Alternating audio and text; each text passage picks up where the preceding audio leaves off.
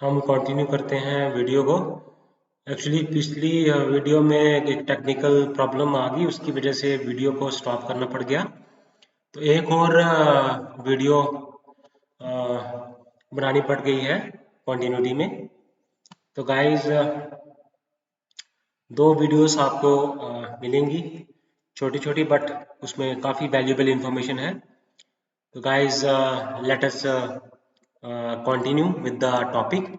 हम लोग डिस्कस कर रहे थे कि कैसे बायोलॉजिस्ट हैं, जहाँ पैलियोन्थ्रोपोलॉजिस्ट हैं, वो उन्होंने कैसे स्केलेटन रिमेन्स को अंडरस्टैंड किया, फिजिकल कैरेक्टरिस्टिक्स को अंडरस्टैंड किया, बोन्स की कैरेक्टरिस्टिक्स, फेस, स्कल की कैरेक्टरिस्टिक्स।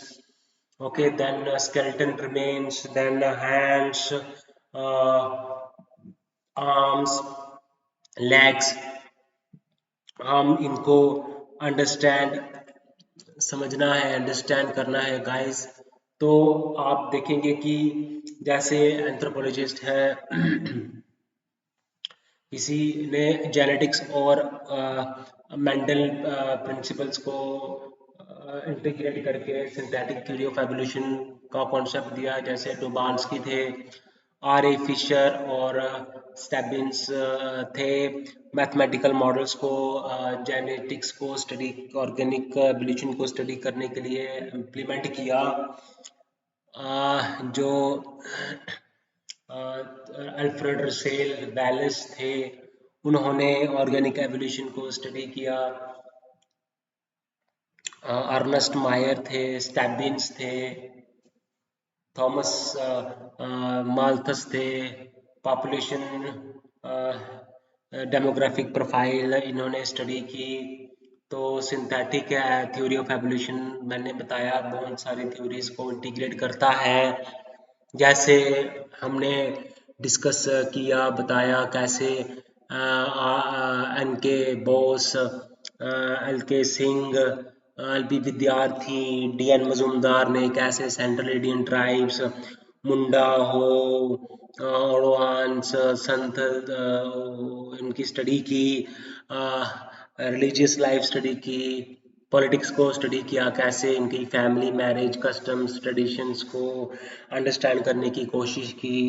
कैसे हमने गीट्स ने बैलिनीस की कोक फाइट को स्टडी किया। हमने देखा कि एडमंड लीच ने symbolic and interpretive theory of anthropology के ऊपर काम करते हुए कम्युनिटास और लिमिनाटी को एक्सप्लेन करना समझा। कॉग्निटिव थ्योरी कैसे हमारे माइंड है, हमारे स्ट्रक्चर कैसे करता है थॉट्स को, हमारा जो मेंटल स्ट्रक्चर है उसी के अकॉर्डिंग मिथ्स हम बनाते हैं, मिथ्स एग्जिस्ट करते हैं सोसाइटी के, मिथ्स के मिथोलॉजीज हम सुनते हैं। डोनाल्ड जॉनसन ने लूसी को फॉसिल्स को डिस्कवर किया था, और ड्रेमंड डार्ट ने क्या बोलते हैं, जो है फर्स्ट एविडेंस जो था वॉकिंग अपराइट का एक्सप्लेन स्टडी किया। तो आप देखोगे डोनाल्ड जॉनसन ने लूसी को डिस्कवर किया, और रेमंड डार्ट जो था, डोनाल्ड जॉनसन, रेमंड डार्ट ने टॉन्ग चाइल्ड को डिस्कवर किया। ओके, तो लुइस लीकी, मैरी लीकी, इन्होंने फॉसिल रिमेन्स को स्टडी किया, है ना। ये हम देखे हैं, समझे हैं इसको। ओके, किस तरह से। तो जो है फिशर ने और हाल्डेन ने और सीवल राइट, फिशर है, हाल्डेन है, सीवल राइट है, इन्होंने मैथमेटिक्स मॉडल्स को जो है वो डेवलप किया। ठीक है, तो डोबान्स्की ने जेनेटिक्स वेरिएशन को एक्सप्लेन किया कि किस तरह से जेनेटिक्स को डार्विन सिलेक्शन के साथ इंटीग्रेट किया। अर्नस्ट मायर है, ओके, किस तरह से स्पीशीएशन को एक्सप्लेन किया। सिम्पसन ने फॉसिल डिस्कवरी ने किस तरह से एवोल्यूशन को एक्सप्लेन किया। स्टेबिन्स ने प्लांट की एवोल्यूशन और डाइवर्सिटी को एक्सप्लेन किया। स्टेबिन्स की बात हम करें, प्लांट, ओके, तो सिम्पसन, स्टेबिन्स, मायर, डुबान्स्की, फिशर, हाल्डेन, राइट, ये सिंथेटिक थ्योरी ऑफ एवोल्यूशन के थे। ओके, तो फॉसिल्स को स्पीशीज को अर्नेस्ट मायर ने एक्सप्लेन किया, जे जे सिम्पसन ने फॉसिल रिकॉर्ड्स ने किस तरह से सपोर्ट किया एवोल्यूशन को, जी जी सिम्पसन है, हाल्डेन है, राइट है, फिशर है। तो हमने समझा एंथ्रोपोलॉजिस्ट को, हमने देखा किस तरह से जो है अल्फ्रेड रसेल रसेल वैलेस ने, ओके, किस तरह से जो है नेचुरल सिलेक्शन को का आइडिया दिया। ओके, तो आप फ्रांस बुआस देखें, फिजिकल एंथ्रोपोलॉजिस्ट हैं, फ्रांस बुआस हो गए। ओके, तो आप एच एस रिस्ले हैं, है ना, इन्होंने फिजिकल ट्रेड्स मेजर किया। जी एस गुरे ने इसको कल्चर को भी इंटीग्रेट किया, लुइस जी एस गुरे। फिर एस एस सरकार आए, उन्होंने भी एक्सप्लेन किया। ओके, अर्नेस्ट हुटन, ई ए हुटन ने क्या किया, रेशियल क्लासिफिकेशन के ऊपर काम किया, उसके फॉरेंसिक एंथ्रोपोलॉजी के ऊपर काम किया, रेशियल क्लासिफिकेशन के ऊपर काम किया ये हुटन ने। तो बड़े सारे आप देखते हो, आप एक्सप्लेन करते हो, इवान प्रिचर्ड्स हैं, जांडे के ऊपर स्टडी किया, न्यूज़ के ऊपर स्टडी किया, मार्गरेट मीड है। ओके, तो आप इनको समझते हैं, अंडरस्टैंड करते हैं, देखना है आपने, मैंने बताया है आपको। एफ जी बेली हैं, ओके, तो इन्होंने ट्राइब्स की स्टडी की, कास्ट की स्टडी की, इन्होंने एस सी दुबे हैं, इन्होंने रूरल इंडिया की स्टडी की, जी एस गुरे ने भी स्टडी की, के एस सिंह हैं, उन्होंने फील्ड वर्क किया ट्राइबल कल्चर के ऊपर। ये एंथ्रोपोलॉजिकल सर्वे ऑफ इंडिया के वो डायरेक्टर थे के एस सिंह, और पीपल ऑफ इंडिया प्रोजेक्ट जो है वो इनिशिएट किया के एस सिंह ने। ओके, टी एन मदान ने बताया कि किस तरह से रिलीजन को स्टडी किया, पॉलिटिकल लाइफ को स्टडी किया, ये गाइडेंस प्रोवाइड करता है सोशल रोल्स को, कम्युनिटी बिहेवियर को। ओके, टी एन मदाम ने एक्सप्लेन किया। ओके, एक्सप्लेन कॉन्सेप्ट्स को। वेरियर एल्विन ने बेगास को स्टडी किया। ओके, गॉन्स बेगास बिल्स को स्टडी किया वेरियर एल्विन ने। उसके बाद एन के बॉस ने भी स्टडी की। फिर हमने देखा डी एन मजूमदार है, इन्होंने भी हो मुंडा बिल की स्टडी की। ओके, ट्राइबल इथनोग्राफी स्टडी की, ट्राइबल रिलीजन को स्टडी किया। ओके, सोशल ऑर्गेनाइजेशन को स्टडी किया डी एन मजूमदार ने। ओके, तो उसके बाद हमने देखा कि किस तरह से एम एन श्रीनिवासन ने की कंट्रीब्यूशन क्या थी, उसको भी हमने स्टडी किया। एस सी रॉय है, वेरियर एल्विन है, एच एस रिस्ले है, जी एच हटन है, हर्बर्ट हॉप रिस्ले हैं, डी एन मजूमदार है। ओके, तो ये टाइम लाइन्स किस तरह से 18th 19th सेंचुरी में आए, 20th सेंचुरी में आए, मिड 20th सेंचुरी में आए, लेट 20th सेंचुरी में आए। तो हम early 19th century, mid early late 19th century, early 20th century, mid 20th century, late 20th century के एडमिनिस्ट्रेटर्स स्कॉलर्स जो हैं, क्या उन्होंने कंट्रीब्यूशन किया, कैसे उन्होंने डिस्कस किया, स्टडी किया, ट्राइब्स को, एंथ्रोपोलॉजी को डिस्कस करने की कोशिश की। ओके, किस तरह से। ओके, तो हम देखते हैं कि ओके, तो अब बेसिकली मैं आपको बता देना चाहता हूँ कि फेमस जो कोड है। ओके, फेमस अगर हम स्टडीज करें, कास्ट सिस्टम की शुरुआत कहाँ से हुई, फ्यूचर क्या है कास्ट सिस्टम का। ओके, उसको हम देखते हैं, उसको अंडरस्टैंड करना है कास्ट सिस्टम को। ओके, तो आप इसको जब हम इसको समझ पाते हैं कास्ट सिस्टम को, कास्ट सिस्टम बेसिकली लोग जो है जन्म जब लेते हैं तो उनकी कास्ट निर्धारित हो जाती है। फिर वो काम करते हैं, लोहार का काम करते हैं, लकड़ी का काम करते हैं, अपने ही कास्ट में शादियां करते हैं, कास्ट के बेस पे ही वो जो है ये कास्ट प्योरिटी के बेस पे है। और हाइट तो एक हायरार्किकल सोशल स्ट्रक्चर है। कास्ट बेसिकली एक सोशल स्ट्रक्चर है, हायरार्किकल सोशल स्ट्रक्चर है। तो अब लोग जो है जाति में पैदा होते हैं और पूरी लाइफ तक उसी का पार्ट बनते हैं, उनका सोशल स्टेटस, उनका ऑक्यूपेशन, मैरिज रूल्स, रिचुअल सब इसी पे डिपेंडेंट है। ओके। एंशियंट जो है ना, वो क्लासिफिकेशन दिया था हिंदू टेक्स्ट में, 4 वर्णास में डिवाइड किया था। इसमें क्वालिटीज है, ड्यूटीज क्या होंगी। ओके। तो सोशल ग्रुप्स जो हैं आपको विलेजेस में मिलेंगे।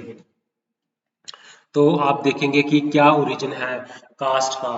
ओके। तो अब देखा जाए कि कास्ट की बात करें किस तरह से ओरिजिनेशन हुआ। जो कास्ट और वर्ण में फर्क, एंशियंट पीरियड में कास्ट और होता था, और रियल है कास्ट बेसिकली जाति है। तो बहुत सारी जाति एग्जिस्ट करती हैं। ओके। 4 फोल्ड डिवीजन थी। ओके। तो वर्नास की हम बात करें, कास्ट की बात करें, ठीक है, तो आप इसकी आपको क्या करनी आनी चाहिए, स्कॉलरली एक्सप्लेनेशन करनी आनी चाहिए आपको कास्ट की। ओके। और जाति की। तो आप देखिए कास्ट जो है, ये इसका मतलब क्या होता है कि हिंदू या ऋग्वेदा में अगर मनुस्मृति की बात करें तो वहां पे 4 वर्णास बताए गए हैं। सोसाइटी को, ट्रेडिशनल इंडियन सोशल स्ट्रक्चर को, हिरार्किकल सोशल स्ट्रक्चर को 4, ब्राह्मण, क्षत्रिय, वर्ण, वैश्यास, वर्णास। ठीक है, ये ट्रेडर्स होते हैं और ये फार्मर्स होते हैं, ये सर्वेंट्स होते हैं, लेबरर्स होते हैं, ट्रेडर्स होते हैं, फार्मर्स होते हैं। तो ये एक आइडियल मॉडल है सोशल हार्मनी का। तो वरना जो है वो पहले क्वालिटीज के बेस पे होते थे, ड्यूटीज के बेस पे होते थे, बर्थ के बेस पे नहीं होता था। ओके। तो ये बर्थ के बेस पे नहीं था, जो कास्ट जो था ये है, ये बर्थ के बेस पे हो गया है। ओके। तो अब जो देखा जाए तो जाति जो है, एम एन श्रीनिवासन एंड्री बिटेले ने कहा कि ये जाति जो है ये एक रियल, ये बेसिकली बर्थ बर्थ से डिटरमाइन होती है। जो वरना है वो आपका ऑक्यूपेशन से डिटरमाइन होता है, आपकी कर्मा से डिटरमाइन होता है। ओके। तो ये बेसिकली कैसे आप शादी को रेगुलेट करेगा, एक्सचेंज को रेगुलेट करेगा, ऑक्यूपेशन को रेगुलेट करेगा। ओके। तो ओके। तो बेसिकली वर्ना की बात करें तो ये रियल है, ये आइडियल है। इसमें बर्थ के बेस पे होता है, ऑक्यूपेशन के बेस पे होता है, ड्यूटीज के बेस पे होता है, क्वालिटीज के बेस पे होता है। ठीक है। रीजनल है, ये पैन इंडिया है। तो प्रिस्क्रिप्टिव मतलब ये प्रिस्क्राइब करता है, ये डिस्क्रिप्टिव है, व्हाट इज। तो कायस्था, जाट, याटव, नायर, ब्राह्मण, क्षत्रिय, वैश्य, शूद्र। तो वर्ण ऐसे ब्लूप्रिंट है। तो सोसाइटी किस तरह से होनी चाहिए। ठीक है। कास्ट जो है एक्चुअल बिल्डिंग है। तो इसके जो है बहुत सारे कारण हैं ओरिजिनेशन के, कास्ट के ओरिजिनेशन के। तो ये सोशल स्ट्रैटिफिकेशन है वर्ल्ड का। ठीक है। तो इसको किस तरह से देखा जाए तो ऋग्वेदा की बात करें, मनुस्मृति की बात करें, तो ऋग्वेदा पुरुषा सुक्ता में तो कहा गया कि सोसाइटी जो है वो ओरिजिनेट हुई है पुरुषा से। रिलीजियस और ट्रेडिशनल थ्योरी ये कहती है कि पुरुषा सुक्ता, तो ये पुरुषा से ओरिजिनेशन हुई है, ब्राह्मण, क्षत्रिय, वैश्यास और शूद्रास। ओके। तो देखा जाए कि बेसिकली तो रिलीजन थ्योरी और रेशियल थ्योरी की बात करें, एच एस रिस्ले ने प्रपोज किया था। ओके।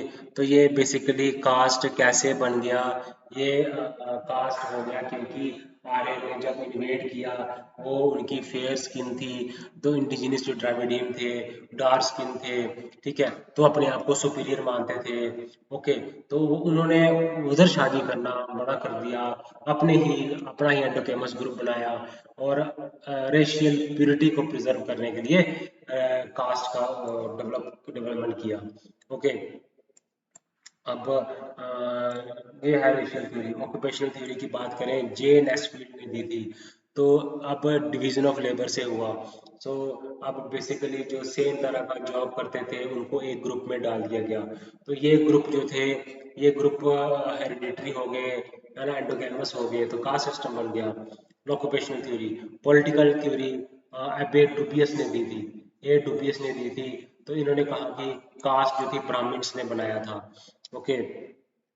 Historical theory. अब जीएस गुरे ने, डीएन मजूमदार ने कहा कि कास्ट कैसे बने हैं, पहले ट्राइबल बना, फिर क्लैंस बने, फिर ऑक्यूपेशनल स्पेशलाइजेशन हुई, रिचुअल रैंकिंग हुई, लोकल एंडोगमी हुई। ठीक है, तो ये बेसिकली ये है। ओके, तो एवोल्यूशनरी और हिस्टोरिकल थ्योरी। फंक्शनल थ्योरी कहने का मतलब ये प्रपोज किया था रेडक्लिफ ब्राउन, एमन श्रीनिवासन, लुई डोमोंट ने। तो वेरियस फंक्शंस प्रपोज करते हैं। तो रिलीजियस थ्योरी है, ट्रेडिशनल थ्योरी है, रेशियल थ्योरी है, ऑक्यूपेशनल थ्योरी है, पॉलिटिकल थ्योरी है, एवोल्यूशनरी हिस्टोरिकल थ्योरी है। जीएस गुरे, एंडर मजुमदार ने कहा कि एवोल्यूशनरी थ्योरी ऑफ फंक्शंस एमन श्रीनिवासन ने दी, लुइस डिमोट ने दी। ओके, तो ये पॉलिटिकल थ्योरी पावर के साथ लिंक करती है। ठीक है, तो जैसे जैसे जैसे इंडियन सोसाइटी चेंज हुई वैसे ही एक्सप्लेन करते हैं इंडियन सोसाइटी को, ये एक्सप्लेन करते हैं। तो कास्ट का मैंने बताया आपको, कास्ट कैसे बनी, कास्ट का ओरिजिनेशन कैसे हुआ। कास्ट का ओरिजिनेशन हो गया कास्ट का ओरिजिनेशन। नेक्स्ट फील्ड की बात हमने करनी है, जीएस गुरे। ठीक है, तो जैसे जैसे ट्राइब्स बने, क्लैंस बने, तो फिर उसके बाद ऑक्यूपेशन करने लगे, तो ऑक्यूपेशन में स्पेशलाइजेशन होने लगी, तो रैंकिंग होने लगी प्यूरिटी के बेस पे, पोल्यूशन के बेस पे। ठीक है, तो लोकल एंडोगेमी होने लगी। तो कास्ट जो है बहुत एक कारण नहीं है, तो ये हिस्टोरिकल कारण है और सोशल प्रोसेस है। एवोल्यूशनरी और हिस्टोरिकल प्रोसेस जो है वो एक्सप्लेन किया था जीएस गुरे ने, डीएन मजुमदार ने और अदर इंडियन सोशोलॉजिस्ट ने। ओके, तो अब जो है कास्ट एक सोशल एवोल्यूशन है, कोई डिवाइन क्रिएशन नहीं है, फिक्स्ड या कोई क्रिएशन नहीं है। ओके, तो हमने समझा ल्यू डूमोंट की बात की, हमने नेस्फील्ड की बात की, ए डूमोंट की बात की, डीएन मजुमदार की बात की, जीएस बुरे की बात की। ओके, तो कास्ट जो है वो ऐसे नहीं आया कि, तो ये एक हिस्टोरिकल प्रोसेस, एक एवोल्यूशन के साथ हुआ है। ठीक है, अर्लियर सोसाइटी में ट्राइब्स होते थे, बैंड्स होते थे, उनका एक कस्टम होता था, लीडरशिप होता था। ठीक है, जब ये सेटल्ड होने लगे तो डिफरेंसेस आने लगे, तो ये कास्ट बन गई। Agricultural traders develop, people started specialisation in particular occupation, blacks with potters. तो ऑक्यूपेशन जो थे हेरिडिटरी बन गए और ये जो है बन गया रिचुअल रैंकिंग की वजह से। ओके, तो रिलीजियस जो था, रिचुअल्स प्यूरिटी जो थी, ठीक है ना, सैक्रेड वर्क जो थे, इम्प्योर वर्क जो थे। ठीक है, तो ऑन ग्रुप ही मैरिज करने लगे, तो क्लोज एंड हिरार्की कर दिया, क्लोज एंड हेरिडिटरी बन गई। एवोल्यूशनरी क्या है, मोस्ट एक्सेप्टेड है। ठीक है, तो ये कास्ट एक सोशल एवोल्यूशन है, कल्चरल एवोल्यूशन है, डिवाइन क्रिएशन नहीं है, रेशियल कंस्ट्रक्ट नहीं है। तो जॉब्स लिए सेटल्ड होने लगे। अब अब लोहार का काम किसने करना था, कारपेंटर का काम किसने करना था, लेबर का काम किसने करना था, और सर्वेंट का काम किसने करना था, आर्टिजन का काम किसने करना था, रूलिंग का काम किसने करना था, प्रीस्ट का काम किसने करना था। धीरे धीरे ट्राइब्स बने, फिर उसके बाद क्लैंस बने। फिर क्या हुआ, जब काम ये करने लगे, फिर उन्हीं के बच्चे ही ये काम करने लगे, तो कहीं ना कहीं एक ऑक्यूपेशनल हिरार्की बन गई, है ना। तो उसी से क्या हुआ कि इस कास्ट का जन्म हो गया। तो ये कहा कि हिस्टोरिकली कोई एकदम से ये इसका जन्म नहीं हुआ है, हिस्टोरिकल प्रोसेस है, लंबा प्रोसेस हुआ है इसको जन्म देने के लिए। तो ये कोई डिवाइन क्रिएशन की वजह से नहीं हुआ है, नेचुरली इवॉल्व नहीं हुआ है, तो ये गॉड ने नहीं बनाया है। तो अब जैसे जैसे लोग सेटल्ड होते गए विलेजेस में, जॉब से लेते करने गए, तो एक उन्होंने एक क्लोज ग्रुप सा बना लिया प्यूरिटी को मेंटेन करने के लिए, पोल्यूशन के बेस से रिचुअल्स की रैंकिंग हो गई, ऑक्यूपेशनल हो गया। ठीक है, तो सैक्रेड वर्क करते थे, तो जो दूसरे करते क्लीनिंग का और टैनिंग के काम करते थे। ओके, तो ट्राइबल एंड क्राफ्ट ऑर्गेनाइजेशन से बनी ऑक्यूपेशनल स्पेशलाइजेशन। ठीक है, अब ये प्रपोज किया था जीएस गुरे ने, डीएन मजूमदार ने, और evolutionary historical theory of origin of caste. तो हमने इस बारे में भी बात की, एवोल्यूशनरी थ्योरी क्या है, हिस्टोरिकल थ्योरी क्या है, ट्रेडिशनलिस्टिक थ्योरीज क्या है। ओके, तो आप इनको समझना है, अंडरस्टैंड करना है कैसे। ओके, तो हमने देखा कि वेरियस जो ह्यूमन फिजिक एंड सोमैटोटाइप्स हैं, ठीक है। हमने ह्यूमन फिजिक एंड सोमैटोटाइप्स के बारे में भी हमने डिस्कस करा था। हीथ एंड कार्टर मेथड को हम समझते हैं, कैसे ह्यूमन बॉडी ग्रो हुई है, कैसे उसके सेल्स बने हैं, टिश्यूज बने हैं, ऑर्गन्स बने हैं, कैसे उसने पहले हैंड मूवमेंट्स की, लेग मूवमेंट्स की, वॉक करना सीखा, बोलना सीखा, इमोशनल डेवलपमेंट हुई, फिजिकल डेवलपमेंट हुई, कॉग्निटिव डेवलपमेंट हुई, इमोशनल डेवलपमेंट हुई।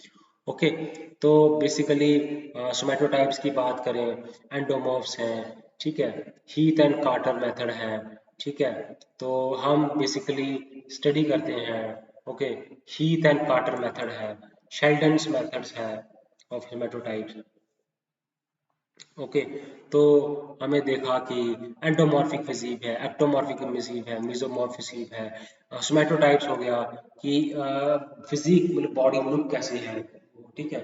और आप देखेंगे सोमैटोटाइप्स, तो सोमैटोटाइप्स का मतलब होता है बॉडी आपकी फैट है, body build, categories of body build, categories क्या है, तो कैसे ह्यूमन जो है अडेप्ट करते हैं और कैसे वो वेरी करते हैं, तो एक्सप्लेन करता है human सोमैटोटाइप्स।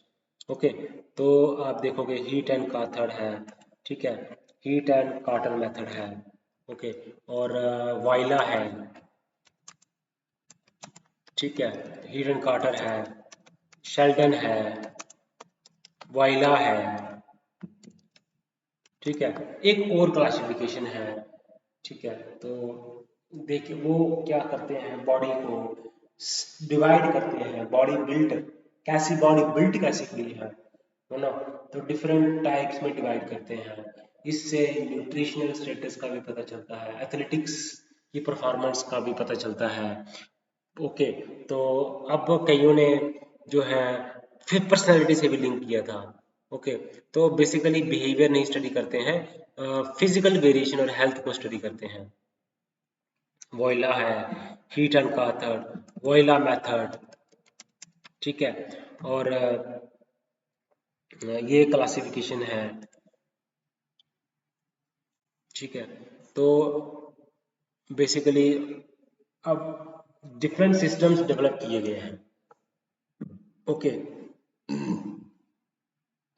Endomorph means body round है, एक्टोमॉर्फ मीन्स बॉडी मस्कुलर है, स्ट्रॉन्ग है, थिन है, मस्कुलर है, स्ट्रॉन्ग है, ठीक है। तो फोटोग्राफ्स लेते हैं, एंथ्रोपोमेट्रिक मेजरमेंट्स लेते हैं। ओके, मिजोमॉर्फी, एंडोमॉर्फी, एक्टोमॉर्फी कितनी है। ओके, तो हीट एंड कार्टर मेथड से हम क्या करते हैं, तो इसने शेल्डन मेथड को इम्प्रोवाइज किया। ओके, तो हम स्टडी करते हैं, वॉयलास की क्लासिफिकेशन की जाए, ठीक है, हाइट, वेट, चेस्ट, ये भी एक इटालियन एंथ्रोपोलॉजिस्ट थे वॉयला। ओके, तो अब हीट एंड काथर क्या है, साइंटिफिक मेथड से हम इसको जो है क्लासिफिकेशन करते हैं। शेल्डन बेसिकली सब्जेक्टिव है, हीट एंड काथर ऑब्जेक्टिव है, साइंटिफिक मेथड्स है, वाइला प्रोपोर्शंस को हम स्टडी करते हैं। ओके, तो ये बॉडी की शेप कैसी है, शेल्डन बॉडी की टाइप्स और पर्सनालिटी को एक्सप्लेन करता है, साइंटिफिक किया, ठीक है, modern standard of measuring body build, ठीक है। तो क्या शेल्डन्स की बात करें, कार्टर्स की बात करें, हमने तकरीब करीब सारा हमने डिस्कस किया है हमने एंथ्रोपोलॉजी को। ओके, तो आप देखते हैं डिफरेंट डिफरेंट एंथ्रोपोलॉजिस्ट के नाम। ओके, तो हमने देखा वीडी गॉर्डन चाइल्डे है, लेस्ले वाइट है, जूलियन स्टीवर्ट है, सालिन एंड सर्विस है। ओके, तो लेवी स्ट्रॉस, एडमंड लीच है।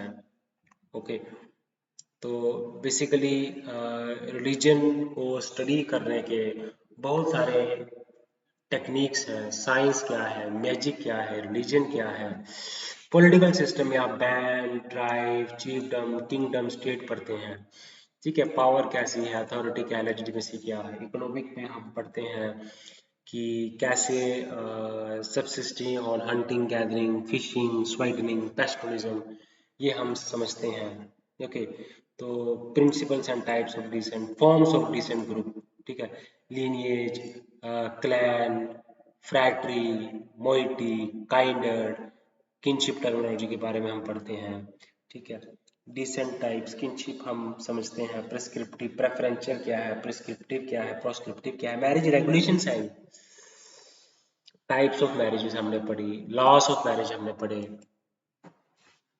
ओके, तो बेसिकली आप इनको समझते हैं। ठीक है, तो अब कल्चर एवोल्यूशन की हम समझते हैं, अंडरस्टैंड करते हैं। ओके, तो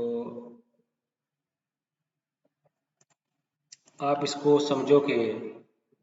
ठीक है, कंपेयर, ठीक है, वर्ल्ड एंड इंडिया।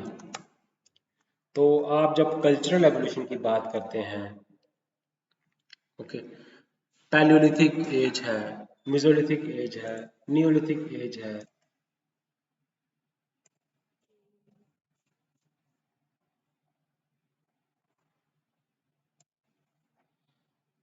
आपने अंडरस्टैंड करना है, समझना है, वर्ल्ड व्यू क्या है, palaeolithic age, neolithic age, mesolithic age, neolithic age. Okay, तो किस तरह से आप साइट्स के बारे में एक्सप्लेन करते हैं, एग्रीकल्चर क्या है। ओके, तो कैलकुलिथिक एज की बात अगर हम करें, आयरन एज की बात करें। ओके, तो आप वर्ल्ड में टाइम क्या था। ओके, तो पेस एंड टाइमिंग डिफर थी। ओके, तो ब्रॉन्ज एज, इंडस सिविलाइजेशन जो है वो ब्रॉन्ज एज है। तो जब आयरन एज आई तो स्टेट, पॉलिटिकल सिस्टम में स्टेट बन गई थी और अर्बनिज्म, अर्बनाइजेशन दिखी हमें आयरन एज में। तो यहाँ पे महाजनपद बने, पोट्री, पेंटेड ग्रेवियर। ब्रॉन्ज एज में हमने देखा ग्रेटेस्ट सिविलाइजेशंस आई, कैलकुलिथिक एज में कॉपर टूल्स आए, आहार, मालवा, जोरवे कल्चर। नियोलिथिक में आप देखोगे मेहरगढ़ है, कोल्डी हवा है, बुर्जगोम है, लंजनाथ नहीं, मेहरगढ़ है, कोल्डी हवा है, बुर्जगोम है। मेसोलिथिक की बात अगर हम करें, ओके,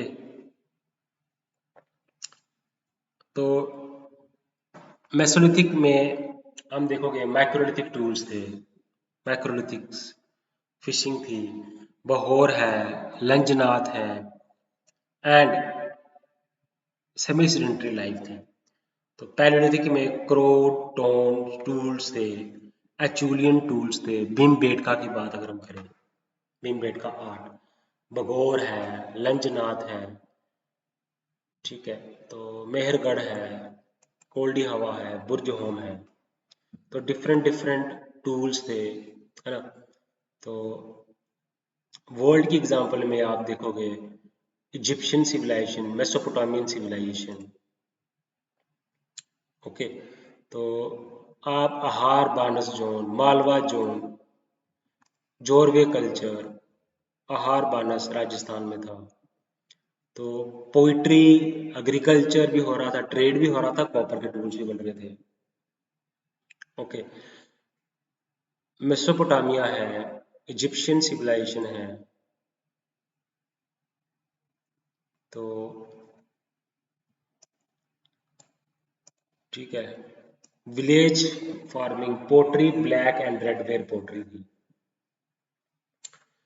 बुर्ज home, Chirand, Koldihwa, Daojali Hading, Mehrgarh, agriculture के एविडेंसेस मिलते हैं। जेरिको है, जर्मो है। ठीक है, तो चाइनीस न्यूलिथिक है। तो न्यूलिथिक में डोमेस्टिकेशन शुरू हो गई थी, एग्रीकल्चर बिगिन हो गया था। तो पॉलिश्ड स्टोन टूल्स मिलते हैं। ठीक है, तो मेसोलिथिक में बात करें, ट्रांजिशन फेज था, मैक्रोलिथिक थे, स्टोन टूल्स थे, शार्प टूल्स थे। ठीक है, तो टेम्पररी सेटलमेंट, रॉक आर्ट देखने को मिलता है। नाटुफिन कल्चर पैलेस्टीन में है। तो यूरोप में hunter gatherers adapting to post ice age climate. Bagor है, लंजनाथ है, आदमगढ़ है, भीमबेटका है। बगोर, आदमगढ़, भीमबेटका। चिराड है, कोल्डी हवा है, डाउजली हेडिंग है, बुर्ज होम है। तो आपको अनपॉलिश्ड टूल मिलेंगे, हैंड एक्सिस हो गए, क्लीवर्स हो गए, फ्लेक्स हो गए। Okay. Oldowan Africa Homo habilis मिले। एचुलियन यूरोप एंड अफ्रीका में Homo erectus. Mousterian Neanderthal tools. Lower Palaeolithic period की बात अगर हम करें तो सोन वैली आती है, बेलन वैली आती है, ठीक है। मिडिल पैलेलिथिक में सोन वैली है, नर्मदा है, गोदावरी है। अपर पैलेलिथिक पीरियड में भीमबेटका है, रॉक पेंटिंग्स हैं। ओके। तो Acheulian tools, early Homo erectus and Homo sapiens culture आता है पैलेलिथिक पीरियड में। ओके। तो आप इनको देखते हैं, समझते हैं, ओके, अंडरस्टैंड करते हैं, ठीक है, ठीक है। तो हम इसमें साइट्स भी आपने बतानी है, ठीक है।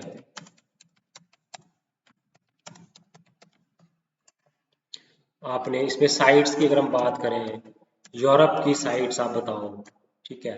एशिया की साइट्स आप बताओ, ठीक है। अफ्रीका की साइट्स आप बताओ, ठीक है। तो आपको इसको एक्सप्लेन करना ही पड़ेगा।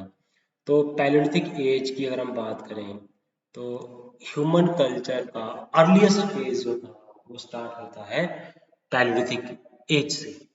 तो हमें वर्ल्ड की एग्जांपल की बात करें, ओल्डवान है, एचुलियन है, मोस्टीरियन है। ओल्डवान, एचुलियन, मोस्टीरियन।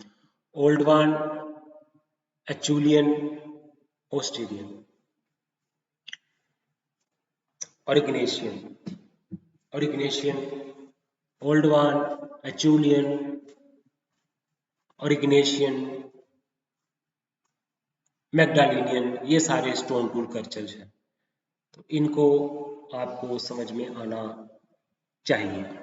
तो हम देखते हैं वर्ल्ड व्यू को, वर्ल्ड को, ओके। तो आपको जब जो है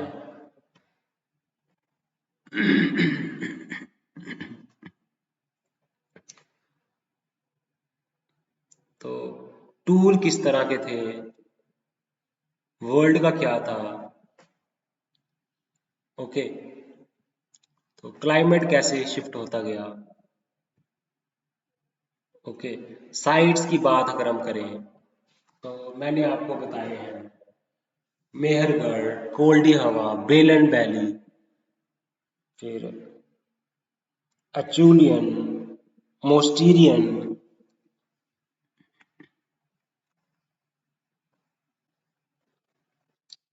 ओके। तो चाइना है, अफ्रीका है, मेसोपोटामिया है। कॉपर एज की बात करें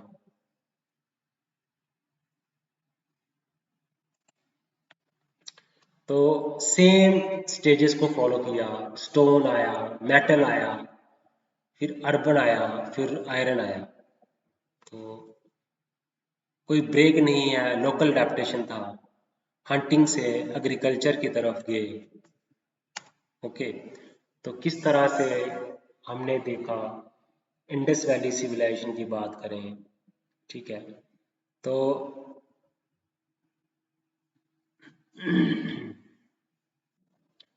तो अर्ली ह्यूमंस की बात करें, Homo habilis, erectus, sapiens, एचुलियन, France की बात करें, ओल्डोवाई की बात करें, है ना। तो पैलियोलिथिक एज, जब मेसोलिथिक एज आती, आइस एज खत्म हो चुकी थी मेसोलिथिक एज में। तो माइक्रोलिथिक टूल्स आगे थे, ठीक है। इसमें है सोन वैली है, बेलन वैली है, भीमबेटका है, नेवासा है, बेगोर है, लंजनाथ है, भीमबेटका है, आदमगढ़ है, लंजनाथ, बगौर, लंजनाथ, ओके। तो डोमेस्टिकेशन शुरू हो गई। कैलकोलिथिक, तो बात करें पैलियोलिथिक एज 2.5 मिलियन से लेकर 10,000 बीसी तक चलता है। मेसोलिथिक 10,000 बीसी से लेकर 8,000 बीसी तक चलता है। नीलिथिक 8,000 बीसी से लेकर 3,000 बीसी तक चलता है। कैलकोलिथिक एज 3,000 बीसी से 4,000 बीसी से लेकर 2,000 बीसी तक चलता है।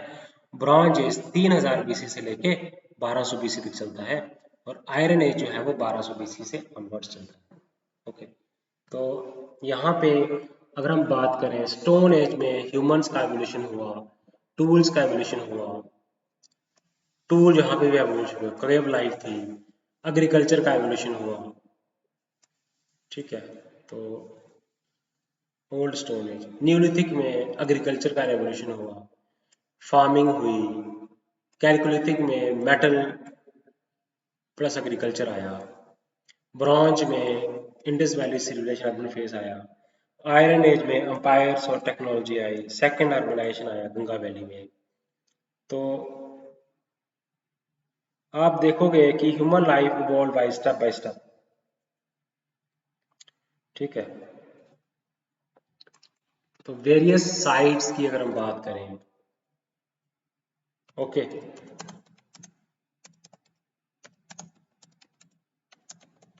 वर्ल्ड और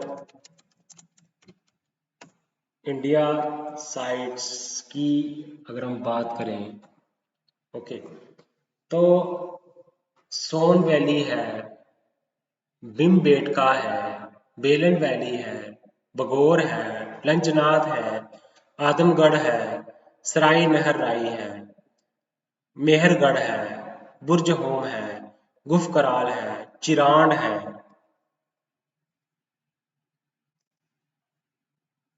तो आहार बानस कल्चर है, कायस्था कल्चर है, हड़प्पा है, मोहनजोदारो है, कालीबंगम है, लोथर है, धोलावीरा है, राखीगढ़ी हरियाणा में है।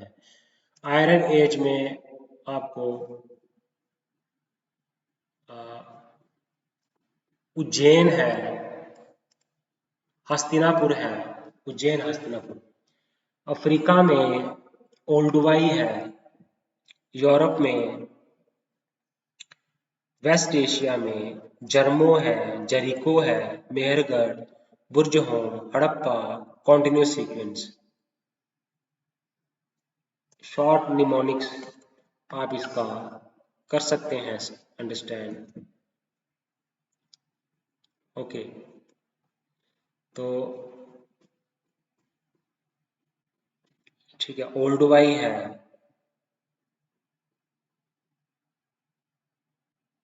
मेसोलिथिक पीरियड, नियोलिथिक पीरियड है। ओके,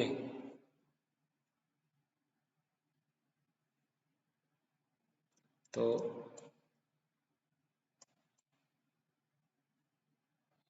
आपको अंडरस्टैंड करना है मिजल पैलेलिथिक एज को। ओके, आपके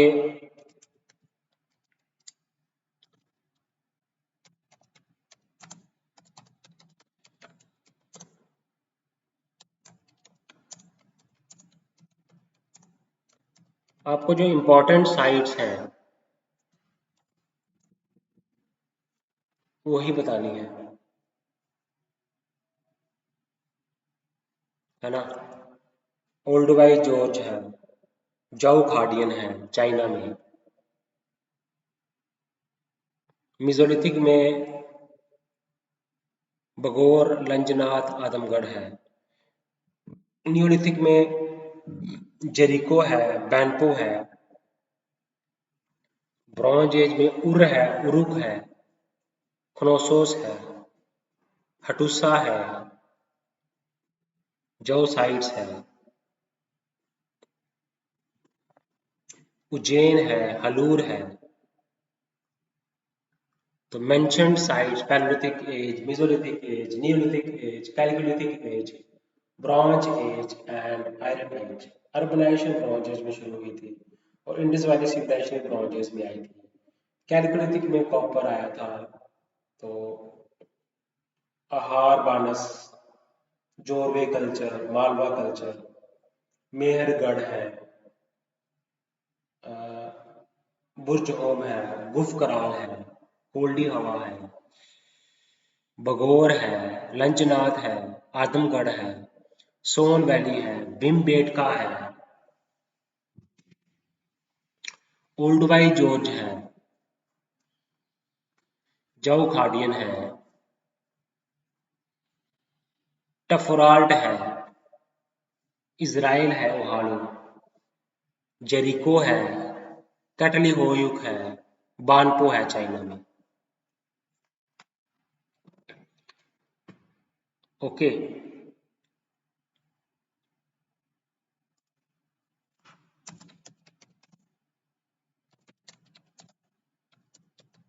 इनकी साइट्स की अगर हम बात करें, क्या है साइट्स की सिग्निफिकेंस क्या है ना। तो आपको ओल्डवाई जॉर्ज होमो हैबिलिस के फॉसिल आपको मिले हैं।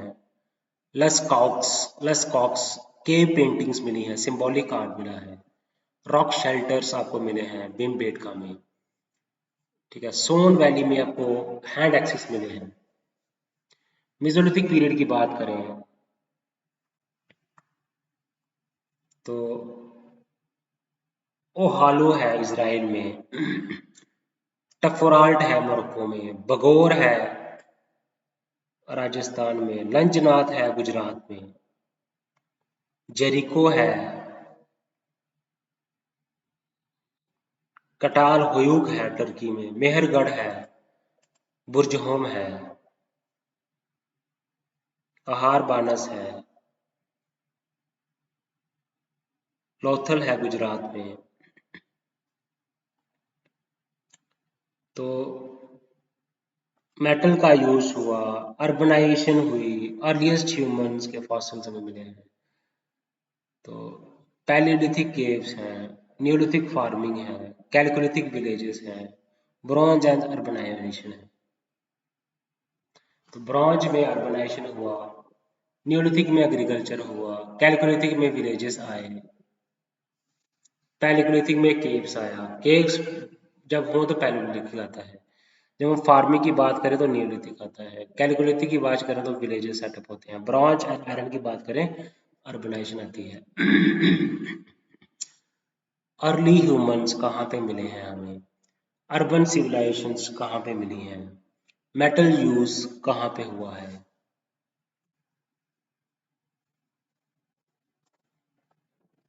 तो ये अंडरस्टैंड करना आवश्यक है, जरूरी है। जऊ खाडियन है, ठीक है।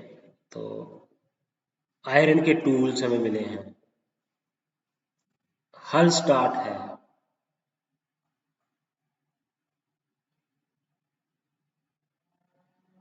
तो वेरियस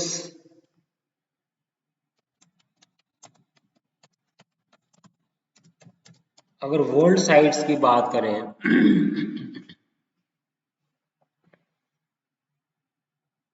जाओ खाडियन है चाइना में, ओल्डवाई जॉर्ज है तंजानिया में, लेस कॉक्स LAS कॉक्स है फ्रांस में, जेरिको है पैलेस्टीन में, जर्मो है इराक में, बानपो है चाइना में, और ओहालो है इज़राइल में, टफोराल्ट है मोरक्को में, एम्प्टी सैंडल है आयरलैंड में, कुक स्वाम्प है पापुआ न्यू गिनी में। तो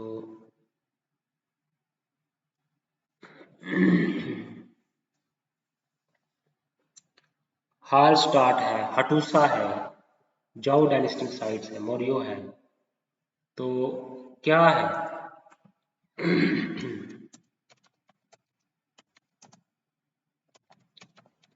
अगर हम डिफरेंस की बात करें तो इंडियन और वर्ल्ड की साइट्स में क्या डिफरेंस है।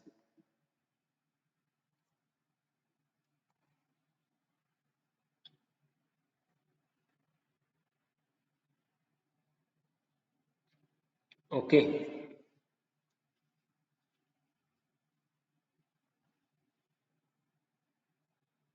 तो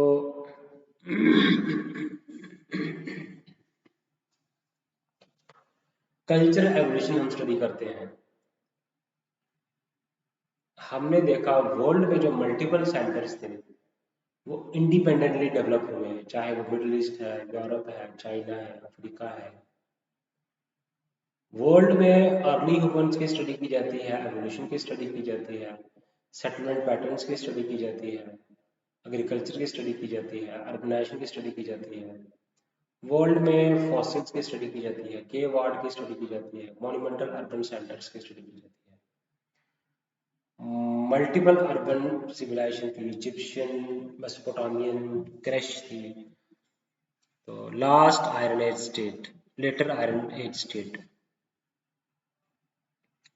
तो की स्टेट क्या थे? Material culture, fossils, tools, pottery, settlements, urban. तो ये डिफरेंसेस की बात अगर हम करते हैं तो वर्ल्ड में हम देखते हैं फॉसिल्स को, इंडिया के साइड से हम कल्चर वेरिएशन को समझते हैं, सेटलमेंट पैटर्न्स को समझते हैं। वर्ल्ड में हम टूल्स को समझते हैं, इसमें हम टूल्स को समझते हैं। हम अंडरस्टैंड करते हैं अर्ली ह्यूमंस को, ठीक है। तो मल्टीपल सेंटर्स थे। यहाँ पे आपको कल्चरल एवोल्यूशन है, पैलियोलिथिक से आयरन एज तक आप देखते हैं। मल्टीपल सेंटर्स हैं जो कि डेवलप हुए थे इंडिपेंडेंटली। तो मल्टीपल अर्बन सिविलाइजेशंस है जहाँ पे primarily Indus valley civilisations urbanisation में। तो फॉसिल्स के ऊपर एम्फासिस है, केव आर्ट के ऊपर एम्फासिस है, पोट्री के ऊपर एम्फासिस है, सेटलमेंट्स के ऊपर, अर्बन प्लानिंग के ऊपर, monumental urban centres, monumental urban centres, ठीक है। तो ये हमने डिस्कस करा। अगर हम बात करें difference between Indus valley, Mesopotamia, Egyptian and China civilisation की बात करें,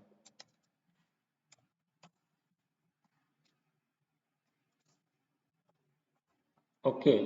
तो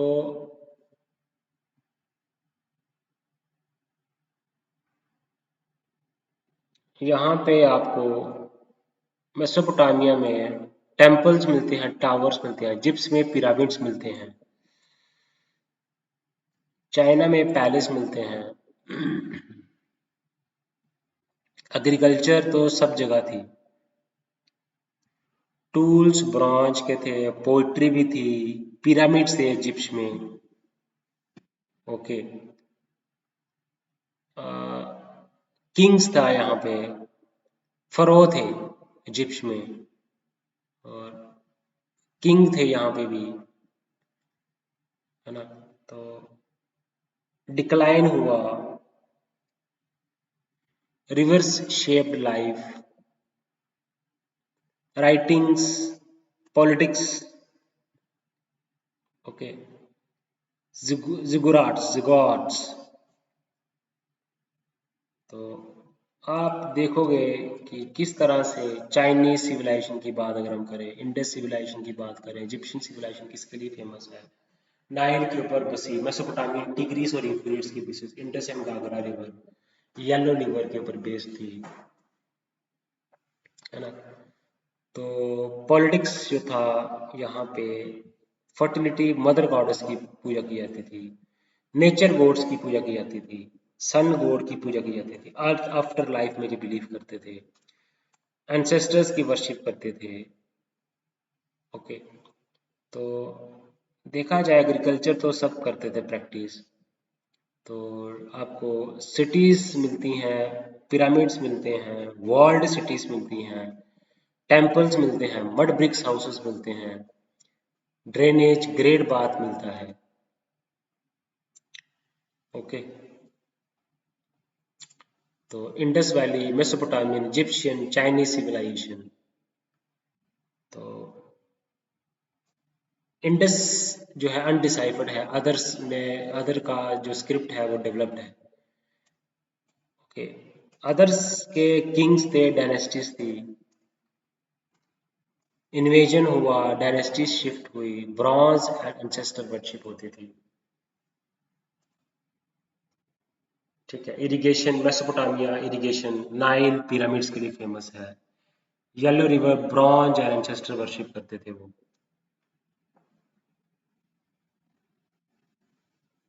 ओके, मेसोपोटामियन वाले इरिगेशन करते थे, इजिप्शियन वाले एग्रीकल्चर करते थे, ट्रेड करते थे। एग्रीकल्चर जो है ब्रॉन्ज टूल्स हैं, ब्रॉन्ज कहाँ से करते हैं। तो हमने अंडरस्टैंड तो करना है, इन सब चीज़ों को डेवलप करना है, अपने माइंड को डेवलप करना है।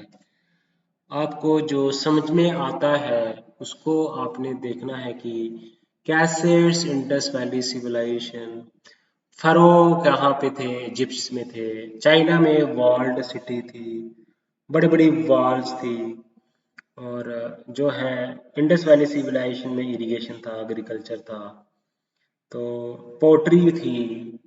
ओके, यूफ्रेट्स रिवर के किनारे थी, नाइल रिवर के किनारे थी।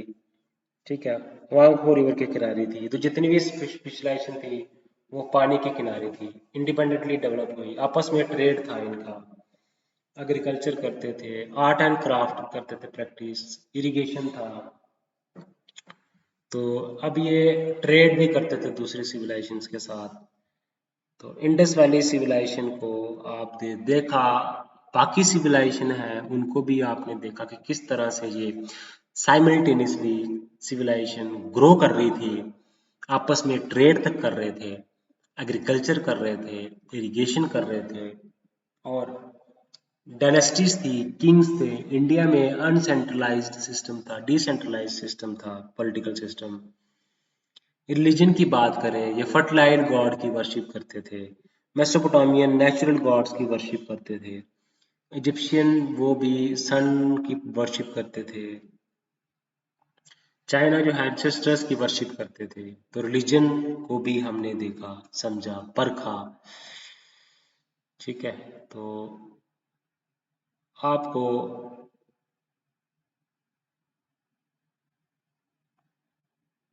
ठीक है, तो किंग्स थे, रीजनल लैंड लॉर्ड्स भी थे, पैलेसेस थे, टेम्पल्स थे, सिटीज अराउंड नाइल, पिरामिड्स थे, ग्रेट बाथ था, टेम्पल्स था, जिगुरैट्स थे, मड ब्रिक्स सिटीज थे। तो ये थी Mesopotamian civilisation, Tigris and Euphrates, Egyptian, Nile, China. ठीक है, अभी हम देखें कि आज के टाइम पे जो मेसोपोटामियन है वो इराक है, इराक।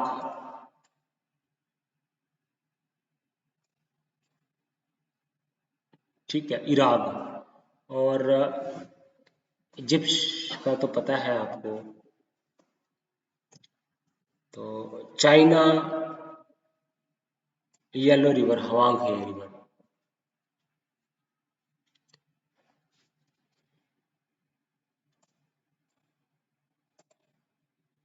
अर्बन प्लानिंग थी। ठीक है, तो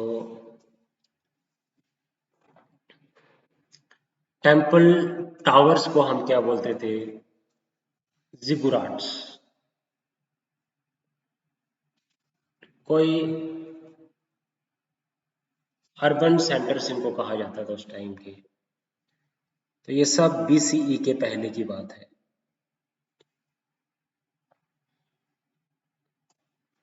तो आप इनको अंडरस्टैंड करें। ठीक है, तो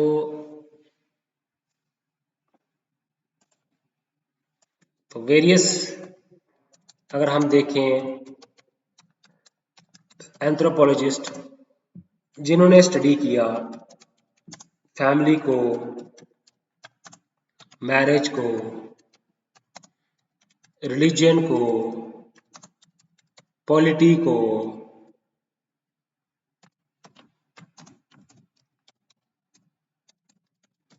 और इकोनॉमी को,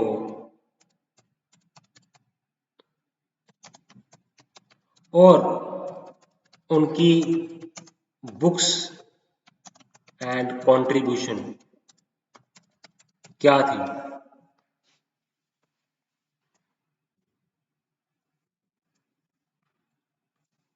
ठीक है, तो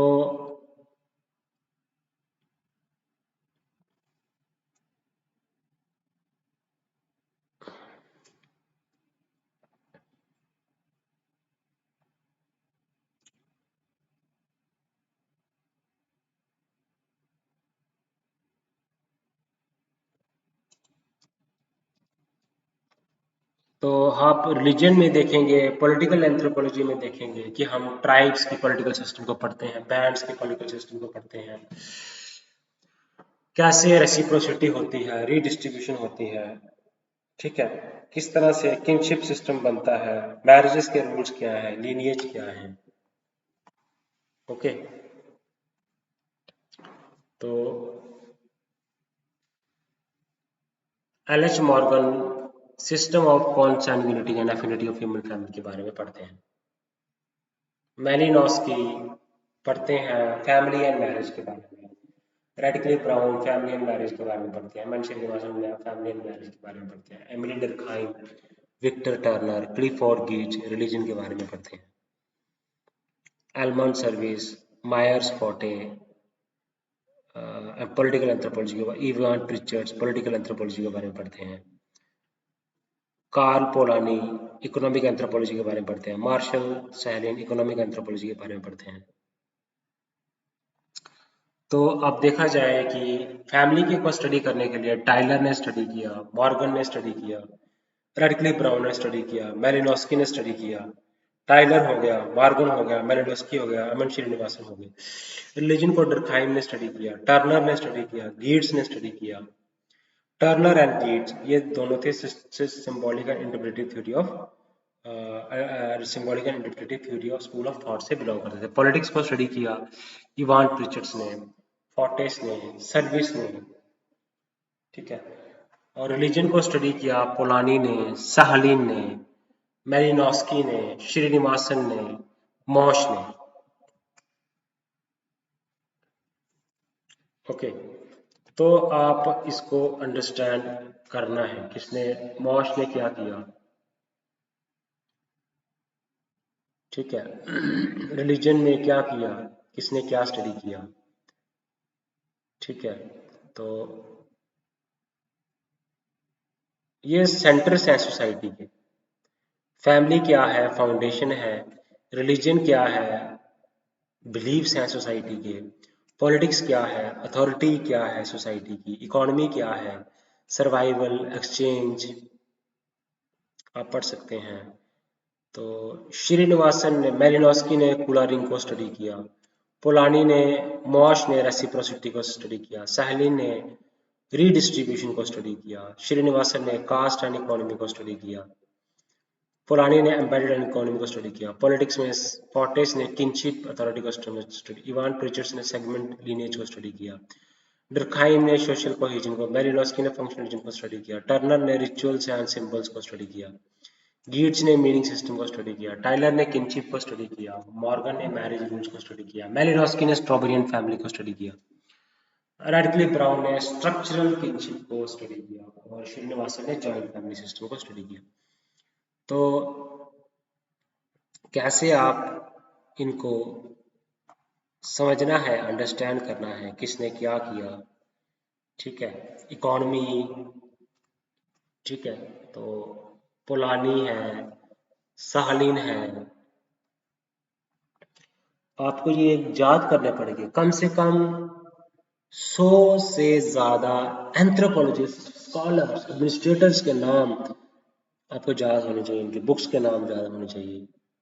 केस स्टडीज के लिए यही नाम आपको याद रखने पड़ेंगे, एंथ्रोपोलॉजिस्ट के नाम याद रखने पड़ेंगे, उनकी बुक्स क्या थी, क्या बुक में उन्होंने किस व्यक्ति के बारे में स्टडी किया, कौन से ट्राइब्स के बारे में स्टडी किया, क्या उसकी एप्लीकेबिलिटी है वो आपको पता होनी चाहिए। जैसे कार्ल पोलानी है, the great transformation,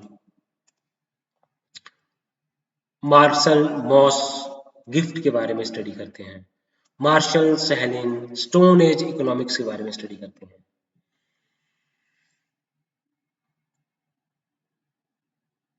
Ivan Pritchard's political system the Nuer का स्टडी करते हैं।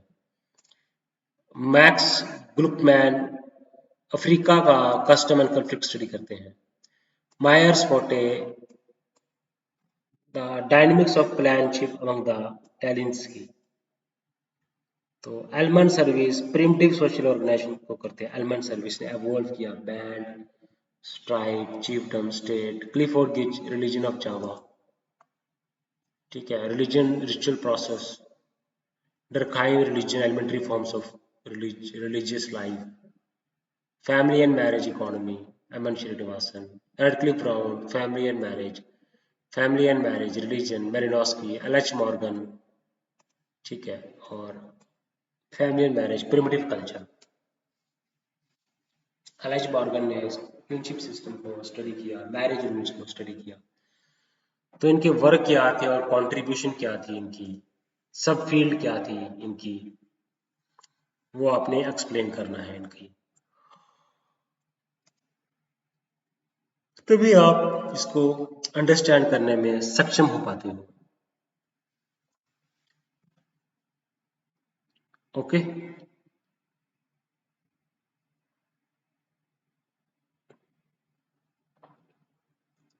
तो मैंने आपको बताया है Marshall Sahlins, Mauss Elman Service, then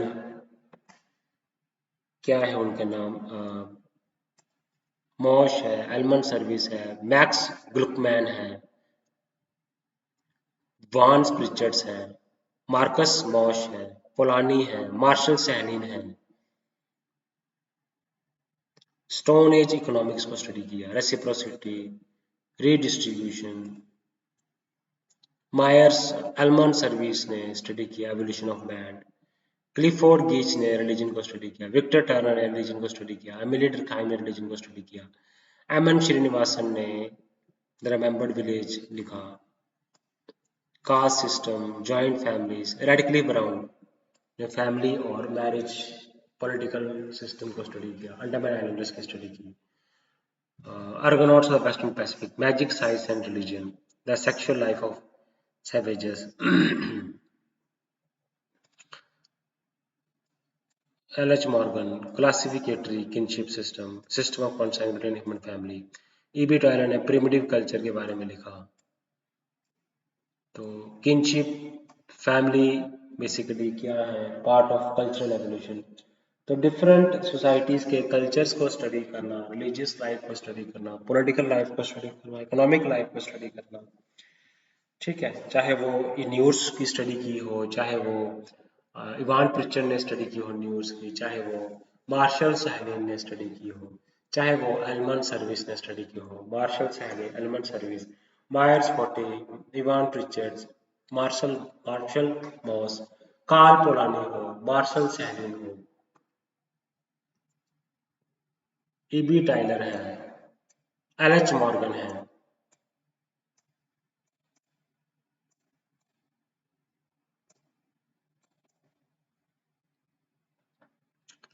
okay, MN. Srinivasan है, elementary forms of religious life, Emile Durkheim. तो एम.एन. श्रीनिवासन ने द रिमेम्बर्ड विलेज को स्टडी किया, joint families, caste, marriage, economic behaviour in India, ये एम.एन. श्रीनिवासन का काम था।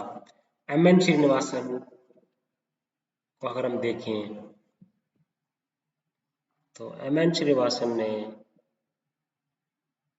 स्टडी किया रामपुरा विलेज है कर्नाटका में, किस तरह से जॉइंट फैमिली कैसे फंक्शंस करती है, कास्ट को स्टडी किया, इकोनॉमिक एक्टिविटीज कैसे टाई होती हैं, संस्कृताइजेशन को स्टडी किया। तो किस तरह से इनकी कंट्रीब्यूशन है, एक्सप्लेनेशन है। ईबी टाइलर है, एलएच मॉर्गन है, क्लासिफिकेटरी सिस्टम हवाई है, एस्किमो है, इरोक्यूज है, ट्रोबरियन आइलैंडर्स को स्टडी किया। एम एन श्रीनिवासन ने स्टडी किया, मैलिनोस्की ने study magic science and religion, ritual process, Turner, religion of Java, Elman Service, Meyer Fortes, custom and conflict in Asia, Africa, the news, the gift, the great transformation। तो किस तरह से आप समझते हैं कि ईबी टाइलर ने स्टडी की, मैरिज को, फैमिली को अंडरस्टैंड किया, Karl Polanyi, M N Srinivasan, इनको स्टडी किया, Elman Service, Marshall Mauss the gift book लिखी इसने, Max Gluckman, Meyer Fortes, Elman Service, Malinowski, Emile Durkheim. तो guys, you have to remember it, you have to understand it। तो कैसे हमने देखा कि किस किस एंथ्रोपोलॉजिस्ट ने क्या क्या काम किया, है ना। तो मार्शल सहलीन है, मैलिनोस्की है, इकोनॉमिक एंथ्रोपोलॉजी में काम करने वाले जो लोग थे, पहले फैमिली में काम करने वाले, मैरिज को स्टडी करने वाले ईबी टाइलर थे, एलएच मॉर्गन थे, मैलिनोस्की थे, रेडक्लिफ ब्राउन थे और एम एन श्रीनिवासन थे। Malinowski, Radcliffe Brown, M N Srinivasan, LH Morgan, EB Tylor, Emile Durkheim, Malinowski थे, विक्टर टर्नर, क्लिफोर्ड गेज, Elman Service, Meyer Fortes, Evans Pritchard, Max Gluckman, Marshall Mauss, Karl Polanyi, Marshall Sahlins, Malinowski, M N Srinivasan. Okay, तो आप देखते हैं Max ग्लुकमैन को, Ivan प्रिचर्ड्स को हमने देखा, एल्मंड सर्विस की बात करें, रिलीजन हो गया, फैमिली हो गया, पॉलिटिकल सिस्टम हो गया, इकोनॉमिक सिस्टम हो गया, रिलीजियस हो गया। तो आपको इन चीज़ों को अंडरस्टैंड करना है।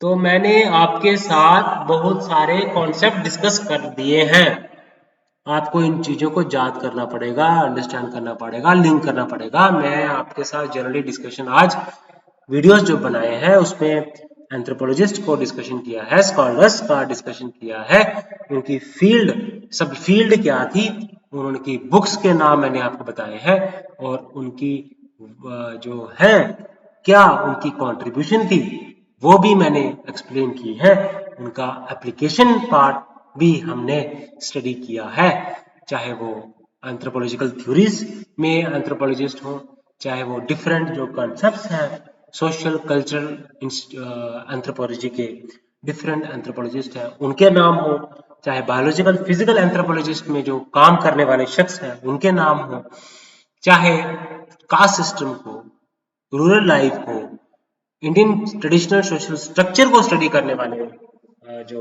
स्कॉलर्स हैं, एंथ्रोपोलॉजिस्ट हैं, उनको हमने डिटेल में हमने उसको एनालाइज किया है। एल्मंड सर्विस, इवान प्रिचर्ड्स, नाम क्या क्या है और क्या नाम पढ़े हमने,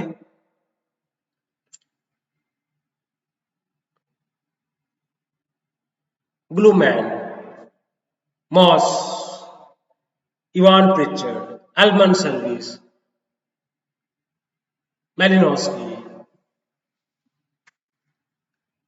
ग्रीच, Victor Turner, EB Tylor, LH Morgan, ब्लूमैन,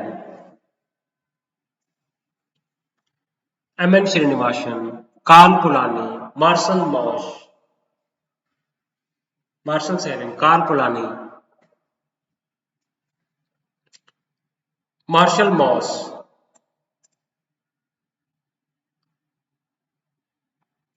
Myers forte,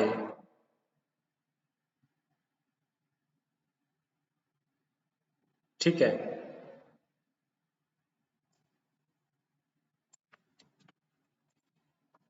अगर हम बात करते हैं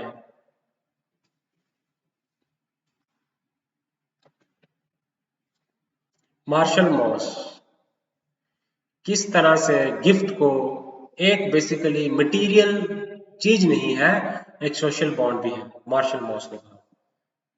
तो इकोनॉमी जो है ये डिपेंड करती है सोसाइटी के ऊपर, सोशल स्ट्रक्चर के ऊपर। ये मार्केट फोर्सेस इसको डिसाइड नहीं करते हैं, इसको सोशल रूल्स डिसाइड करते हैं इकोनॉमिक्स को। सोसाइटी में एम्बेडेड है। ये स्टोन एज इकोनॉमिक्स की बात करें तो मार्शल सहनी ने कहा कि वो तो एफ्लुएंट लोग हैं, तो रेसिप्रोसिटी कैसे होती है, रीडिस्ट्रीब्यूशन कैसे होती है नॉन मार्केट सोसाइटीज में। नॉन मार्केट सोसाइटीज है, रीडिस्ट्रीब्यूशन होती है, रेसिप्रोसिटी होती है, मार्शल सहनी ने कहा। कार्ल पोलानी ने कहा किस तरह से ये लोग जो है का मार्शल मॉस, अगर हम इनकी इलेबोरेशन करें कार्ल पोलानी को, मार्शल मॉस को और मार्शल सहलिन को, तो बताया कि ये लोग तो बड़े बढ़िया से लोग हैं, ठीक है। तो स्टडी की द गिफ्ट, तो cultural factors, political rules, social factors, okay. तो एम्बेडेड इकोनॉमी है इनकी, तो reciprocity, kinship, religious rule, not to a profit. Stone age economics की बात करें तो hunter gatherers lives in constant scarcity, he sure they were affluent, sharing food, labor, resource sharing, survival and social harmony। तो पोलानी की बात करें, मॉश की बात करें, सहलिन की बात करें, मार्शल सहलिन की बात करें, तो अपनी अपनी फील्ड में इन्होंने काम किया है, बढ़िया से काम किया है।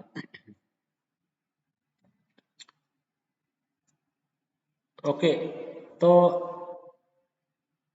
मायर्स फोर्टे की बात करें, मैक्स ग्लकमैन की बात करें,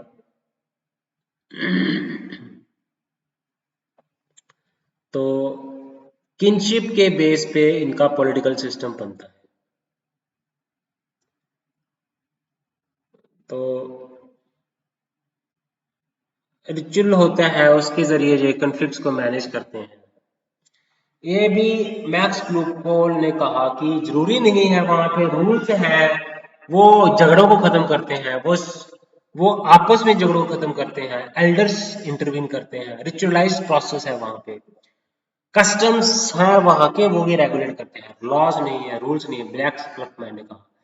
मायर्स ने फोर्टे ने कहा कि टेलिंस्की पीपल है ऑफ गाना, वो किनशिप के जरिए उनका पॉलिटिकल स्ट्रक्चर है। अफ्रीका में वो सोशल कस्टम्स फॉलो करते हैं। Nuer of Sudan, kinship networks, politics and kinship inseparable. Fortes, clans, Gluckman, customs, राइव रिचुअल्स। इवान प्रिचर्स ने कहा kinship maintains network politics. Evans Pritchard है, ग्लकमैन है, फोर्टे है।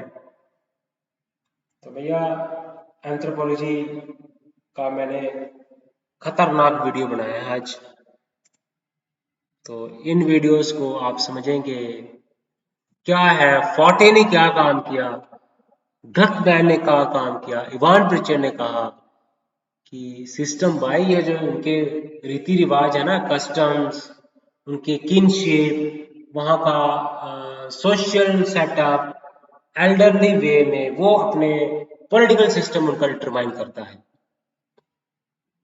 पॉलिटिकल स्टेबिलिटी आती है, सोसाइटी को रेगुलेट करते हैं। कोर्ट्स नहीं है वहां पे, रिचुअल्स है, ठीक है। कन्फ्लिक्ट कैसे रिजॉल्व करते हैं, custom and conflict in Africa, Max Gluckman, the Nuer E V Evans Pritchard's, Mayer's forte, the dynamics of clanship among the Delinsky, Mayer's forte।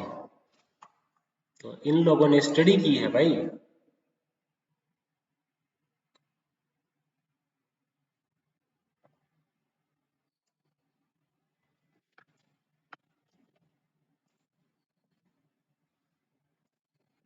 तो वैसे ही ओके,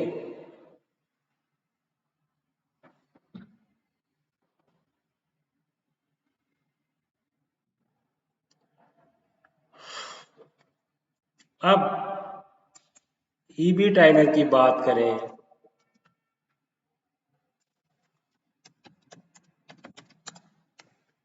एलएच मॉर्गन की बात करें,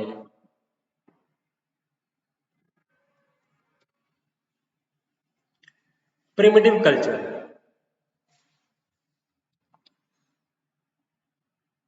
कैसे, उनका फैमिली कैसे बनी, कैसे किनशिप टर्म बनी, फैमिली का structure, marriage rules, descent, modern kinship studies, Lewis H Morgan ने स्टडी की, मेलिनोस्की ने the sexual life of savages के बारे में पढ़ा। ओके, सो वेरियस फंक्शंस हैं उनके, सोशल फंक्शंस, इकोनॉमिक फंक्शंस, ठीक है। एम एन श्रीनिवासन ने कहा, रामपुरा विलेज है कर्नाटका में, टाइलर एंड मॉर्गन किस तरह से फैमिली और किनशिप का एवोल्यूशन हुआ, मेलिनोस्की ने स्टडी की, रेडक्लिफ ब्राउन ने स्टडी की, caste, joint family, social mobility को स्टडी किया एम एन श्रीनिवासन ने। ओके, तो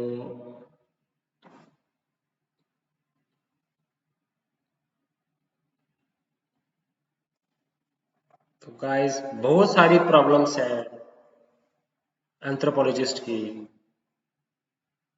ओके,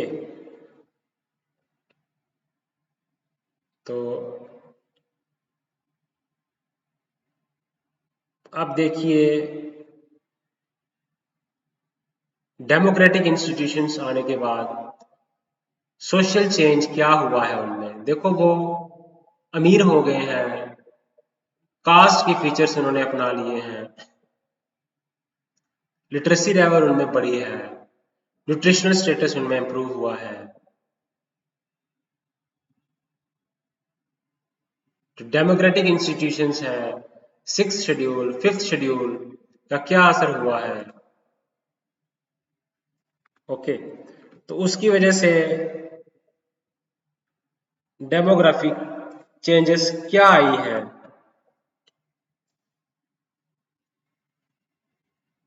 कैसे उनमें अपने आप में, जैसे पार्लियामेंट में, स्टेट असेंबलीज में, लोकल बॉडीज में उनको फायदा हो रहा है, उनकी सीट्स रिजर्वेशन है, वो अपने डिसीजन खुद ले रहे हैं। कन्फ्लिक्ट कई बार आ जाता है ट्रेडिशनल ट्राइबल लीडरशिप में और मॉडर्न इलेक्टेड रिप्रेजेंटेटिव्स में। डेवलपमेंट प्रोग्राम्स हैं, सेल्फ एम्प्लॉयमेंट स्कीम्स हैं, ट्राइबल सब प्लान्स है, Mahatma Gandhi national rural employment guarantee act है, हेल्थ केयर सर्विस है, स्पेशल स्कॉलरशिप्स केस है, फॉरेस्ट राइट एक्ट उनको मिला है, सोशल सिक्योरिटी उनको है, पेंशन है, हेल्थ इंश्योरेंस है, हाउसिंग स्कीम है, सोशल सिक्योरिटी मेजर्स, बहुत सारी सोशल चेंजेस आई हैं। Democracy, political empowerment, developmental programs, welfare measures, challenges, बहुत ज्यादा चैलेंजेस हैं। कैसे आपने बैलेंस बना के रखना है, कल्चर को प्रिजर्व रखना है, मॉडर्नाइजेशन को बैलेंस करना है। तो बहुत सारे काम हुए हैं मॉडर्न डेमोक्रेटिक इंस्टीट्यूशंस की वजह से। ओके, तो ये, यस,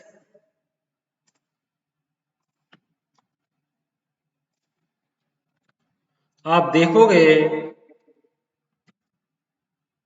कि किस तरह से एथनिसिटी का मैंने बताया, एथनिक कॉन्फ्लिक्ट्स हैं, पॉलिटिकल डेवलपमेंट्स हैं, जैसे नक्सलाइट मूवमेंट है ट्राइबल एरियाज में, इंसर्जेंसीज है नॉर्थ इंडिया में, ये एथनिक कॉन्फ्लिक्ट्स हैं। फिफ्थ शेड्यूल है, सिक्स शेड्यूल है, SC ST रिजर्वेशन है, ठीक है। रीजनलिज्म है, डिमांड फॉर ऑटोनॉमी है, जैसे Gorkhaland demand in West Bengal, Bodoland territorial region in Assam. Okay, तो political power, economic power gain करने के लिए वो ट्राइबल स्टेटस करते हैं रिजर्वेशन का बेनिफिट लेने के लिए। तो सोशल चेंज तो आए हैं, कॉन्स्टिट्यूशनल में चेंजेस आए हैं, डेवलपमेंटल प्रोग्राम्स हुए हैं, कल्चरल इम्पैक्ट हुआ है, नक्सल,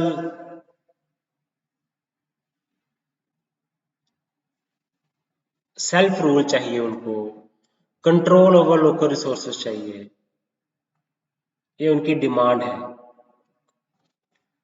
ऑफ कोर्स इनको लिंग्विस्टिक डिफरेंसेस हैं, है ना, तो अब बिलोंगिंगनेस फील करते हैं। तो डेमोक्रेटिक इंस्टीट्यूशंस काम कर रहे हैं वेरियस।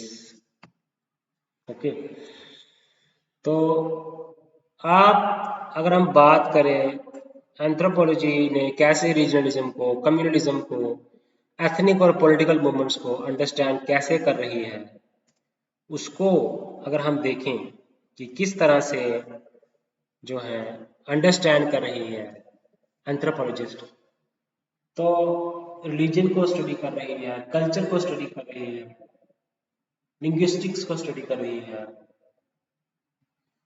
क्यों लॉयल्टी है अपने रीजन के लिए, क्यों वो सेल्फ रूल डिमांड करते हैं, कैसे वहां पे एथनिक कॉन्फ्लिक्ट्स हैं। ओके, तो क्यों रीजनल कम्युनलिज्म टेंशंस हो जाती हैं रिलीजियस कॉन्फ्लिक्ट्स में। तो रिचुअल्स, बिलीव्स, सोशल स्ट्रक्चर्स, ये एक्सप्लेन करता है। तो Hindu Muslim relation in India shared space है, रिचुअल्स है, इकोनॉमिक कंपटीशन है, इसकी वजह से कंफ्लिक्ट हो जाता है। एथनिक मूवमेंट्स का मतलब क्या है कि पर्टिकुलर एथनिक ग्रुप है वहां पे वो अपना डिमांड करते हैं, जैसे Bodo movements, Naga movements, Gorkha movements. Okay, resources के लिए कंफ्लिक्ट है। ओके, तो पॉलिटिकल मूवमेंट्स जो है, ठीक है, तो क्यों वो स्पेसिफिक पार्टीज को, क्योंकि पार्टीज उनको जो है वो सपोर्ट करती हैं।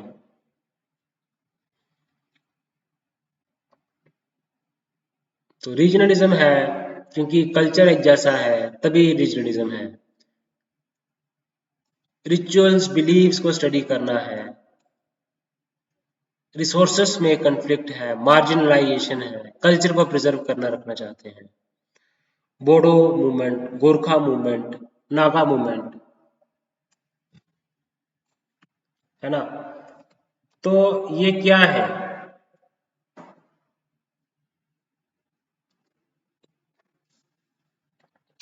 बोडो क्या है, ट्राइबल ग्रुप है असम में, गोरखा क्या है, एथनिक ग्रुप्स हैं वेस्ट बंगाल में, गोरखालैंड, दार्जिलिंग।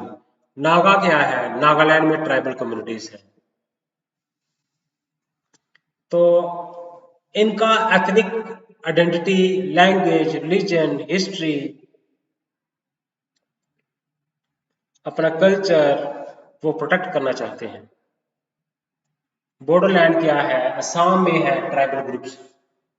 गोरखा क्या है? वे एथनिक ग्रुप है दार्जिलिंग में। बोडो, गोरखा, नागा है, एथनिक ग्रुप है नागालैंड में, नागास, गोरखास, बोडोलैंड्स। तो उनका social organisation, culture, kinship, communalism को अंडरस्टैंड करने में हेल्प करता है। तो caste religion dynamics, historical grievances, social boundaries, जिसकी वजह से लड़ाइयाँ हो जाती हैं, एथनिक कन्फ्लिक्ट्स हो जाते हैं।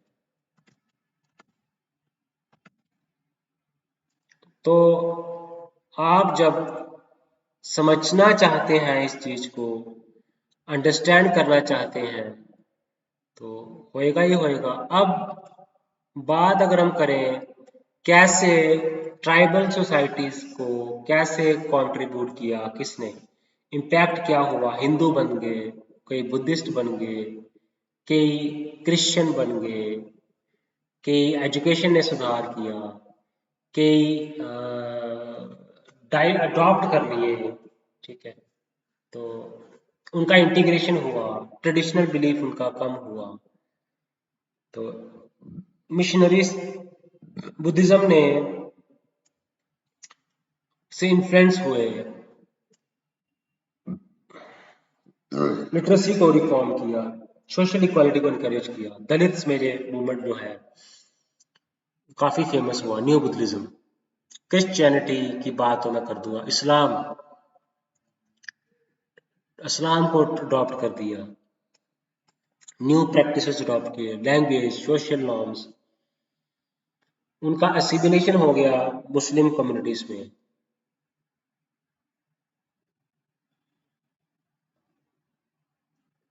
तो ये आपने स्टडी करना है कि किस तरह से सोशल इम्पैक्ट किया, इकोनॉमिकली इम्पैक्ट किया, कल्चरली इम्पैक्ट किया ट्राइबल सोसाइटीज। तो कई बार उनका अपना ट्रेडिशनल जो कल्चर था उसको लॉस हो गया, कई बार असिमिलेशन हो गए, कई बार एम्पावर किया उनको, है ना। तो क्रिश्चियनिटी ने तो एजुकेशन स्प्रेड की, हेल्थ केयर स्प्रेड किया, ट्राइबल्स को स्प्रेड किया। हिंदुइज्म के Hindu rituals, deities, caste related practices establish किए। अब ये तो आप मैंने अच्छे से एक्सप्लेन किया हुआ है आपको इसको, अभी जस्ट मैं एक डिस्कशन के पॉइंट ऑफ व्यू से एक्सप्लेन करने की कोशिश कर रहा हूँ। तो ये इक्वालिटी, सोशल इक्वालिटी लाई, नॉन वायलेंस लाई, तो न्यू बुद्धिज्म आया, दलित्स को इन्फ्लुएंस किया, लिटरेसी की, सोशल अपलिफ्टमेंट की, ओके। तो मेन स्ट्रीम सोसाइटी में पार्टिसिपेट करना है, अपना कल्चर जो है उसको छोड़ने की जरूरत नहीं है। सोशल इक्वालिटी के ऊपर फोकस किया, एम्पावरमेंट की, कल्चरल प्रिजर्वेशन, इक्वालिटी पे बिलीव करता है ये, कंपैशन में बिलीव करता है, एजुकेशन में बिलीव करता है, सोशल रिफॉर्म पे बिलीव करता है, ओके।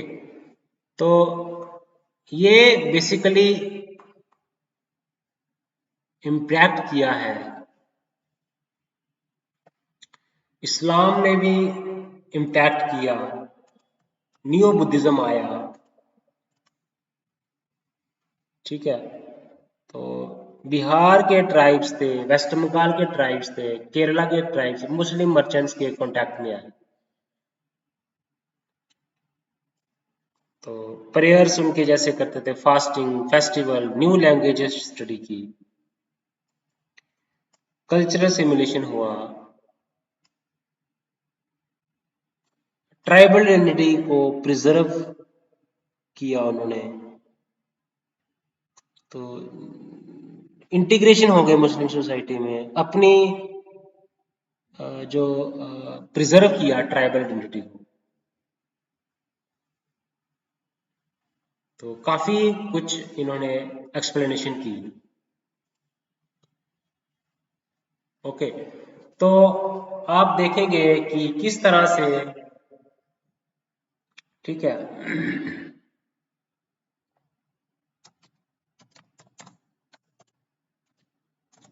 अगर हम बात करें एंथ्रोपोलॉजी की, अमेरिका में और ब्रिटेन में कैसे स्टार्ट हुआ, तो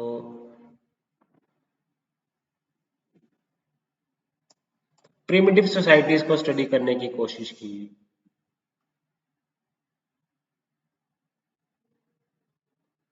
okay, A R Radcliffe Brown, Brown मैलिनोस्की।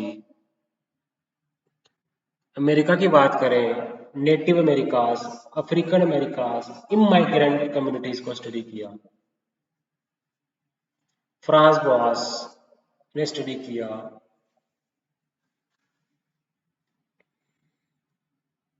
ठीक है, मैलिनोस्की, रेडक्लिफ ब्राउन ने स्टडी किया।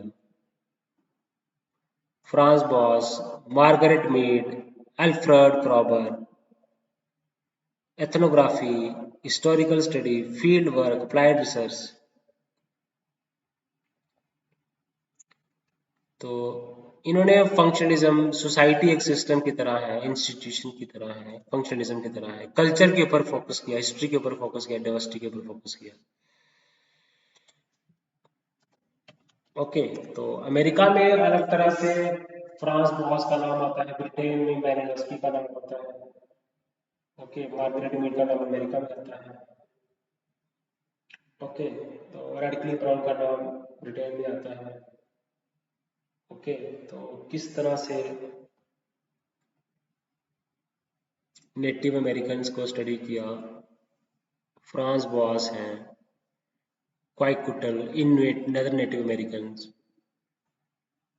फोर फील्ड अप्रोच दी, फंक्शनिज्म, स्ट्रक्चरल फंक्शनिज्म दिया। ओके, तो Boas field work, British focus करते थे सोशल स्ट्रक्चर के ऊपर, तो अमेरिकास ऑन कल्चरल डाइवर्सिटी के ऊपर फोकस करते थे। तो सोशल स्ट्रक्चर के ऊपर फोकस करते थे ब्रिटेन वाले, और कल्चरल पे फोकस करते थे अमेरिका वाले।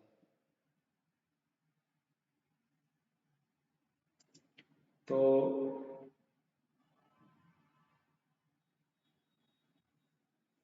लॉज को पढ़ते थे, रिलीजन को पढ़ते थे, पॉलिटिक्स को पढ़ते थे, है ना। तो American anthropologist basically potlatch rituals, Franz Boas की बात करें, मेन फोकस था लैंग्वेज के ऊपर, कल्चरल डाइवर्सिटी के ऊपर। ये फोकस था ब्रिटिश का सोशल स्ट्रक्चर्स के ऊपर, सोशल इंस्टीट्यूशंस के ऊपर। अमेरिका का था कल्चरल डाइवर्सिटी के ऊपर, हिस्ट्री और लैंग्वेज के ऊपर। किस तरह से जो है सोसाइटी कैसे काम करती है, सोसाइटी यूनिक क्यों है।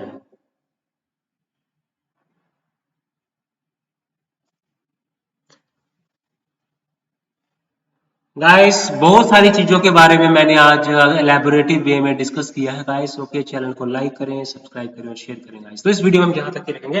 हम बेसिकली पढ़ते जा रहे हैं, पढ़ते जा रहे हैं, पढ़ते जा रहे हैं, रिलेट करते जा रहे हैं फील्ड वर्क को, एंथ्रोपोलॉजिस्ट को, उनकी स्टडीज को।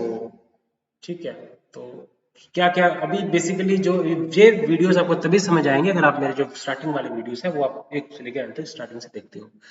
सारी वीडियोस अगर आप डिटेल में स्टडी करते हो तो आप अच्छे से इसको समझ सकते हो guys. Okay guys, bye bye, take care.